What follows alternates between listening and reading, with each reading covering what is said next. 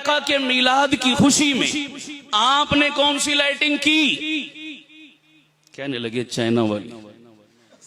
سستا ہے نا، 200 میں سارا گھر روشن ہو جاتا ہے، ایسا ہے 500 لگا دو پوری گلی روشن ہو گئی۔ میں نے کہا اللہ آپ کا بھلا کرے، ایک چھوٹے سے سوال کا اور مجھے جواب دے دو تاکہ کانسیپٹ کلیئر ہو جائے۔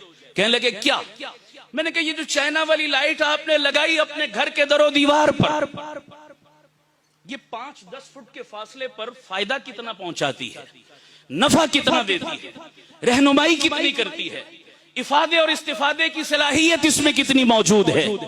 کہنے لگے جی 10 فٹ کے فاصلے پر بھی فائدہ تو کچھ نہیں دیتی، رہنمائی تو کچھ نہیں کرتی، البتہ لش پش اور شوشہ بنا دیتی ہے۔ صحیح کہہ رہا ہوں غلط کہہ رہا ہوں؟ بھئی آپ 10 فٹ کے فاصلے پر بیٹھ کر پڑھنا چاہیں اس چھوٹی سی لائٹ کی روشنی میں تو کوئی استفادہ کر سکتے؟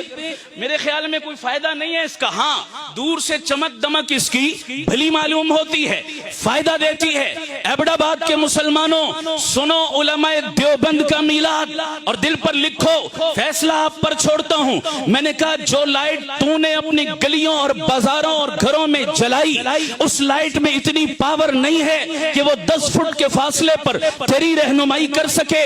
آؤ ہم دیوبند والے جس لائٹ کی دعوت دیتے ہیں، جس لائٹ کی طرف بلاتے ہیں، اسے رب کا قرآن کہتے ہیں، اور اس میں اتنی پاور ہے، اتنی ہائی وولٹیج ہے کہ میرا ایمان ہے اس قرآن کی لائٹ میری دنیا تو روشن کر ہی رہی ہے، کعبے کے رب کی قسم وہ لائٹ میری قبر بھی روشن کرے گی، میرا حشر بھی روشن کرے گی۔